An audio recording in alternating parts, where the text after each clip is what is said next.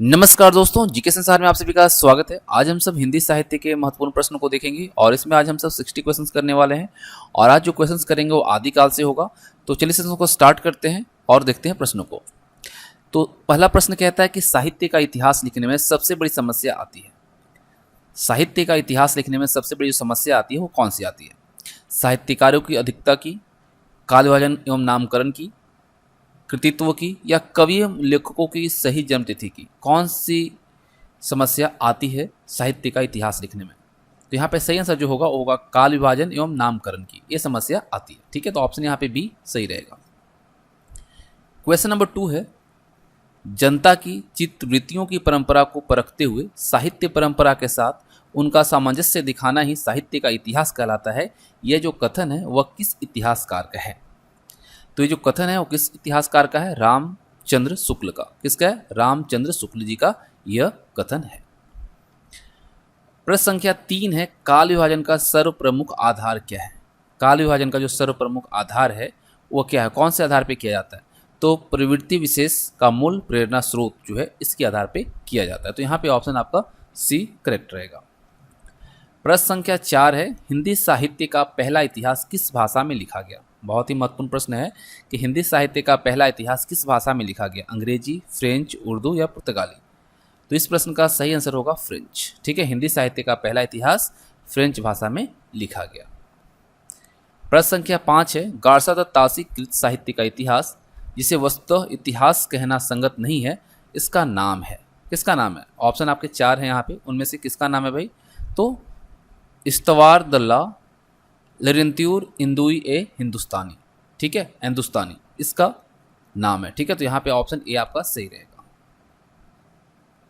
प्रश्न संख्या 6 देखिए, आचार्य शुक्ल कृत हिंदी साहित्य का इतिहास के विवाद का सर्व प्रमुख विषय क्या है?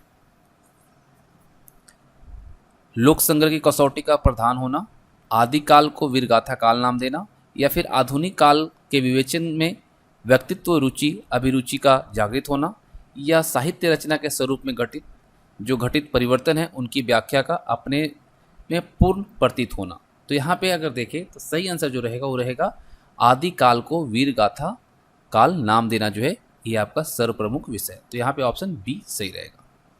क्वेश्चन नंबर 7 देखिए, हिंदी साहित्य की भूमिका सबसे पहला ग्रंथ है जिसमें कि साहित्य के विभिन्न स्वरूपों के विकास का विराट रूप में वर्णन किया गया है, सच्चे अर्थों में यही साहित्य का इतिहास प्रतीत होता है, इस ग्रंथ के लेखक कौन है? तो इसके लेखक कौन है? डॉक्टर हजारी प्रसाद द्विवेदी। तो ऑप्शन यहाँ पे डी करेक्ट रहेगा। प्रश्न संख्या 8 है, निम्नलिखित में से कौन इतिहास लेखक नहीं है? 4 ऑप्शन आपके पास है, ठाकुर शिव सिंह सेंगर, डॉक्टर सूर्यकांत शास्त्री, डॉक्टर रामाशंकर शुक्ल रसाल या जगन्नाथ दास रत्नाकर। इनमें से कौन इतिहास लेखक नहीं है? तो यहाँ पे सही आंसर होगा जगन्नाथ दास रत्नाकर, ये नहीं है। ठीक है, बाकी है। प्रश्न संख्या 9, डॉक्टर राजकुमार वर्मा के इतिहास ग्रंथ का सही नाम क्या है? तो हिंदी साहित्य का आलोचनात्मक इतिहास इनका नाम है, सही नाम। ठीक है, तो ऑप्शन यहाँ पे सही रहेगा बी। प्रश्न संख्या 10 देखिए, काल विभाजन का सर्वप्रथम प्रयास जो किया था वो किसने किया था? तो ये किया गया था जॉर्ज ग्रेसन के द्वारा, ऑप्शन ए। प्रश्न संख्या 11 है, हिंदी प्रचार में संलग्न प्रसिद्ध संस्था एशियाटिक सोसाइटी जिसने सर्वप्रथम लगभग 600 संस्कृत और हिंदी ग्रंथों को प्रकाशित करने की योजना बनाई थी, उसके संस्थापक कौन थे? तो उसके संस्थापक थे विलियम जोन्स। ठीक है। प्रश्न संख्या 12 है, जॉर्ज ग्रियर्सन के इतिहास ग्रंथ के उपरांत किस विद्वान का दूसरा उल्लेखनीय इतिहास है? तो किसका है? मिश्र बंधु का। भक्ति काल की सही समयावधि क्या है भाई? तो यह है आपका 1375 से 1700। किस युग को स्वर्ण युग कहा जाता है? कौन सा युग है जिसे स्वर्ण युग कहा जाता है? आदिकाल, भक्ति काल, रीतिकाल या आधुनिक काल की छायावादी काव्यधारा? तो इसका सही आंसर क्या रहेगा? इसका सही आंसर रहेगा आपका भक्ति काल। भक्ति काल को स्वर्ण युग कहा जाता है। ठीक है, option B is the right answer. चलिए आगे देखते हैं। प्रश्न संख्या 15 है, इतिहास लेखन में शुक्ल जी का पहला क्रांतिकारी कदम क्या था? तो क्या था? तो अपभ्रंश साहित्य को हिंदी साहित्य से अलग मान और उसे पूर्व पीठिका के रूप में प्रस्तुत करना। ये इनका क्रांतिकारी कदम रहा। ठीक है, option B is the right answer. प्रश्न संख्या 16 देखिए। प्रश्न संख्या 16 क्या कह रहा है? साहित्य प्रत्येक देश की जनता की चित्रवृत्ति का संचित प्रतिबिंब है। यह पंक्ति किस लेखक की है? तो यह है रामचंद्र शुक्ल जी का। Option A. आदिकाल में खड़ी बोली को काव्य की भाषा बनाने वाले प्रथम कवि कौन थे? आदिकाल में खड़ी बोली को काव्य की भाषा बनाने वाले प्रथम कवि कौन थे? अमीर खुसरो। ठीक है, ऑप्शन सी।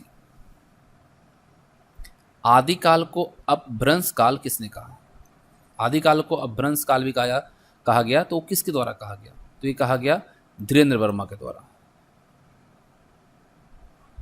रामचंद्र शुक्ल हिंदी साहित्य का आरंभ माना है, वह कौन सी शताब्दी को माना है? मोस्ट इंपॉर्टेंट प्रश्न है।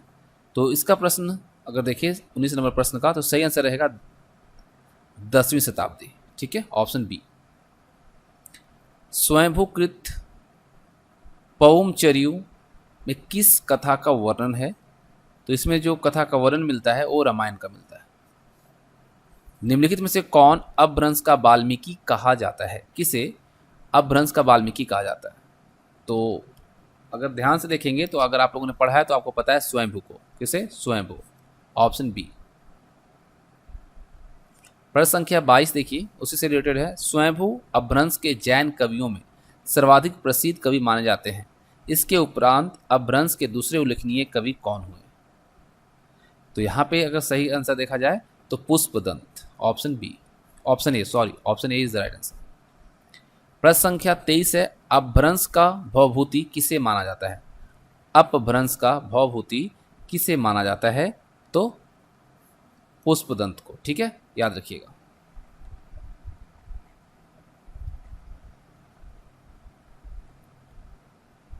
प्रश्न संख्या 24 देखिए।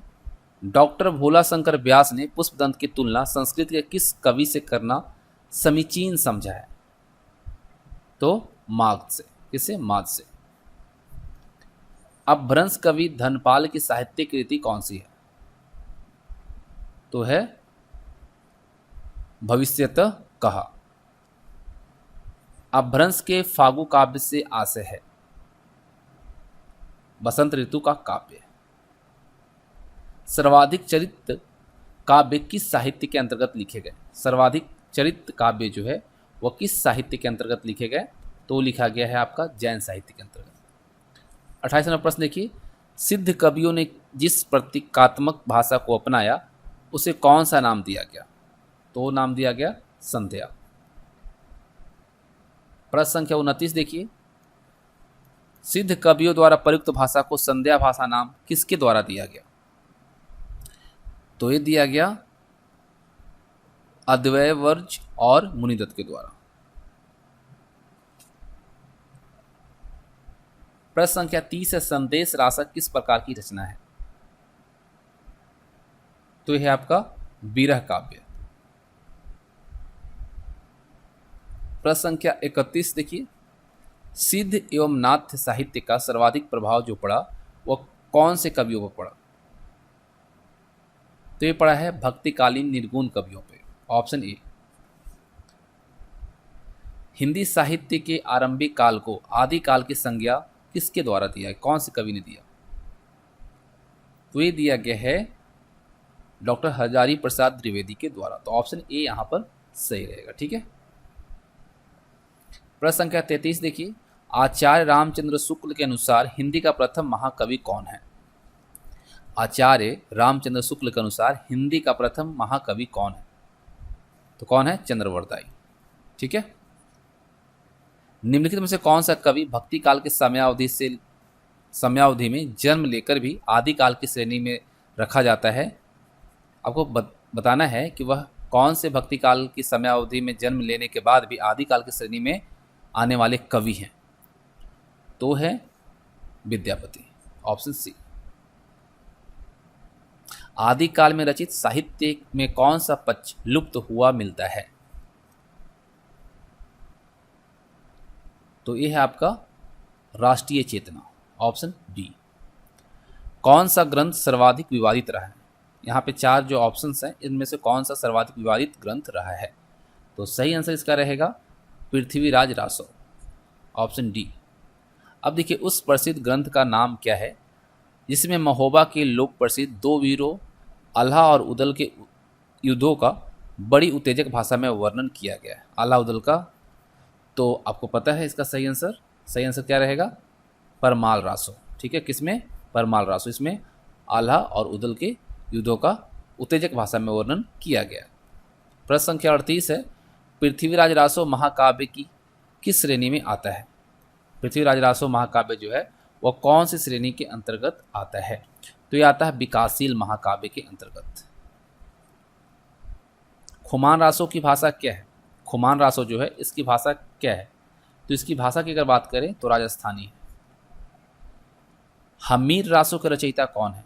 प्रश्न संख्या 40 है, हमीर रासो के रचयिता कौन है? तो है सारंगधर। ठीक है, सारंगधर जो है हमीर रासो के रचयिता है।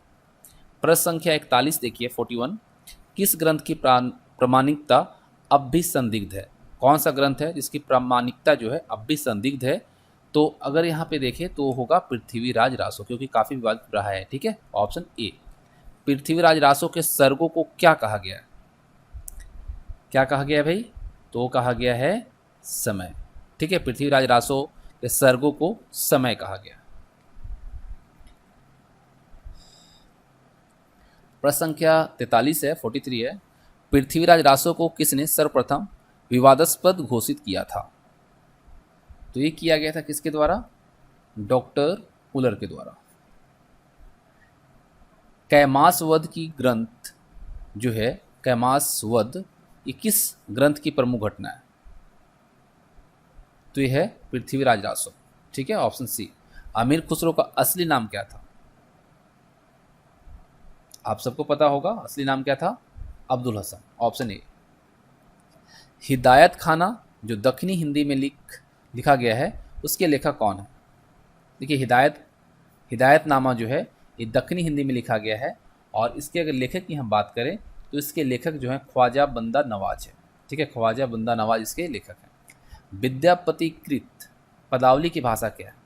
तो है कौन सी? मैथिली, है ना? कौन सी है? मैथिली। विद्यापति की लोक प्रसिद्धि का सर्व प्रमुख जो आधार ग्रंथ है वो कौन सा है? तो आप सबको पता होगा इसका सही आंसर क्या रहेगा? पदावली। ठीक है,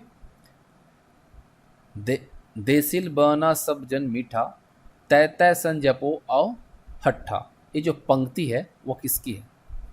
तो अगर आप ध्यान से अगर आप लोगों ने पढ़ा होगा तो ये विद्यापति की है। ठीक है, मैथिली में है, आप सब देख रहे हैं। विद्यापति मूलतः किस प्रकार के कवि हैं? किस प्रकार के कवि हैं भाई? तो ये है श्रृंगारी कवि, ऑप्शन बी। विद्यापति मूलतः किस भाषा के कवि हैं? तो अगर आप लोगों ने देखा अभी यहाँ पे देसिल बना सब जन मिठा, तो ये मैथिली के हैं। किसके? मैथिली के। ठीक है, प्रश्न संख्या 52 है, डिंगल भाषा के संबंध में कौन सा कथन सत्य है? तो राजस्थान में नागर अपभ्रंश से प्रभावित हिंदी के साहित्य रूप का नाम डिंगल है। ठीक है, तो ऑप्शन यहाँ पे सी आपका सही रहेगा। प्रश्न संख्या 53 देखिए, पृथ्वीराज रासो का प्रधान रसवीर है, इसका सहयोगी रस कौन सा है? देखिए प्रधान जो है वो रसवीर है, इसका सहयोगी रस अगर देखें तो है आपका श्रृंगार। पृथ्वीराज रासो में कितना सर्ग है? सर्ग को हम लोगों ने देखा क्या है? समय। ठीक है, तो कितना सर्ग है इसमें? इसमें सर्गों की संख्या 69 है। परमाल रासो का प्रधान रस कौन सा है? परमाल रासो का प्रधान रस कौन सा है? तो यह है आपका वीर। अभी हम लोगों ने देखा यहाँ पे, है ना, प्रधान रस जो है वीर है। अब देखिए प्रश्न संख्या 56, जगनिक द्वारा रचित प्रसिद्ध लोक काव्य आल्हा खंड को परमाल रासो नाम किसने दिया? देखिए जगनिक द्वारा रचित जो प्रसिद्ध लोक काव्य है आल्हा खंड, इसको परमाल रासो का नाम जो है किसके द्वारा दिया गया? तो दिया गया है श्याम सुंदर दास के द्वारा। प्रश्न संख्या 57 है, पुस्तक जलहन हत्थे दे चली जपन निरपकज, पुस्तक जो है जलहन हथे दे चली गजपन नर कज, ये जो पंक्ति है वह किस ग्रंथ के संदर्भ में कही गई है? तो ये जो कहा गया है वो कहा गया है पृथ्वीराज रासों के संदर्भ में। भरत बाहुबली रास, ये जो ग्रंथ है इसके रचनाकार कौन है? इसके रचनाकार का नाम है शालिभद्र सूरी। ठीक है, कौन है? शालिभद्र सूरी। और उसके बाद 59 नंबर प्रश्न आता है कि अपभ्रंश साहित्य का लोकप्रिय छंद कौन सा है? अपभ्रंश साहित्य का लोकप्रिय छंद जो है वो है आपका गाथा। क्या है? गाथा। और कौन सा ग्रंथ पृथ्वीराज रासों का ही अंश माना जाता है? कौन सा ग्रंथ है जो पृथ्वीराज रासों का ही अंश माना जाता है? वो है आपका परमाल रासो। ठीक है, तो इस तरह से 60 जो इंपॉर्टेंट आदिकाल से जुड़े हुए क्वेश्चन थे जो कि आपके विभिन्न परीक्षाओं में पूछे जाते हैं। उम्मीद करता हूँ आप सबको क्वेश्चंस यहाँ से समझ आ गई होगी और इस तरह क्वेश्चंस की प्रैक्टिस भी आपकी हो गई होगी। तो वीडियो कैसी लगी कमेंट बॉक्स में बताइएगा। Thanks for watching.